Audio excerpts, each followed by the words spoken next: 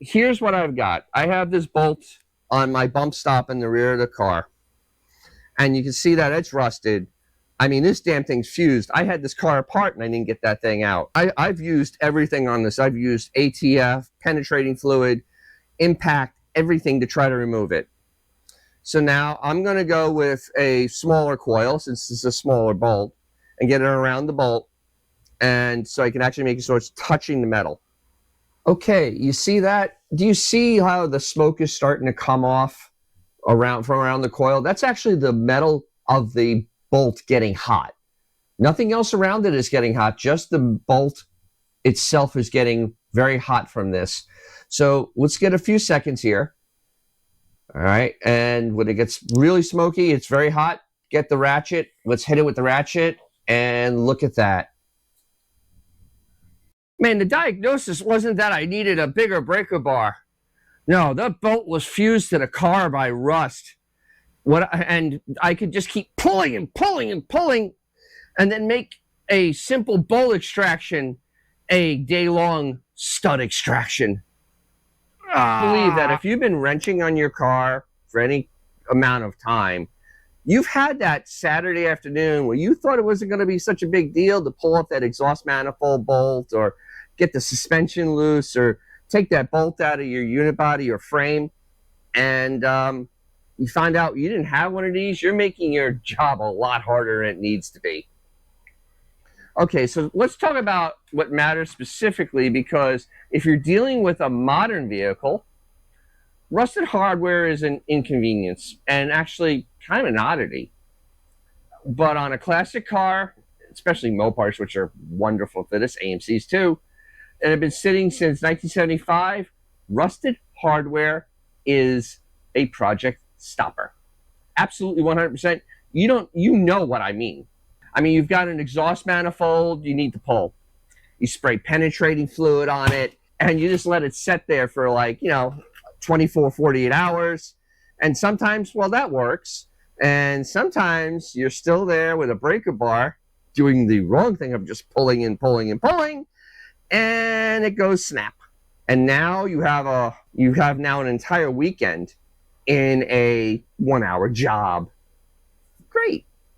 So, or you can go to your torch, which works in most instances, but on a classic car or any car, you're going to be kind of careful with a torch.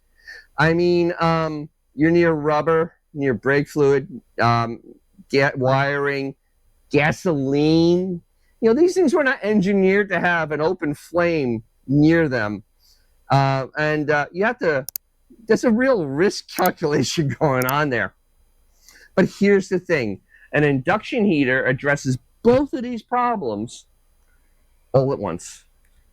And that's what I want to get into today. Let's get into it. All right, let's take a look what came in this box.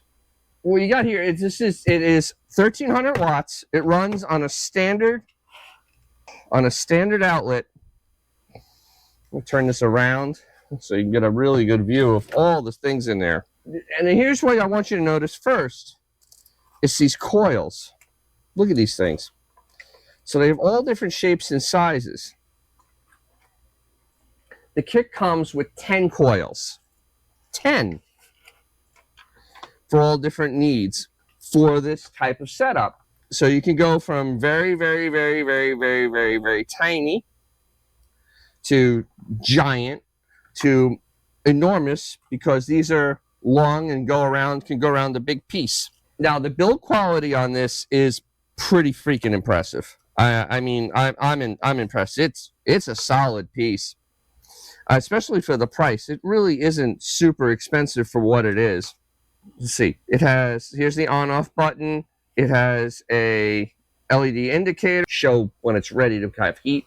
Now let's talk about how this thing works, because this is the part that is actually quite surprising. I've seen these work before, and if you understand the principle, it makes this tool a whole lot more effective. I'm going to get a little more on this. So magnetic induction heating, what does that mean? Well, this coil creates an alternating current through these coils here.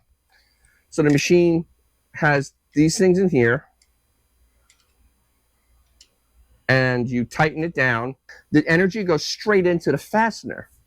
And why does it matter for a rusted fastener? Because here's the thing, okay? When you take this thing here, the bolt heats faster than the surrounding metal.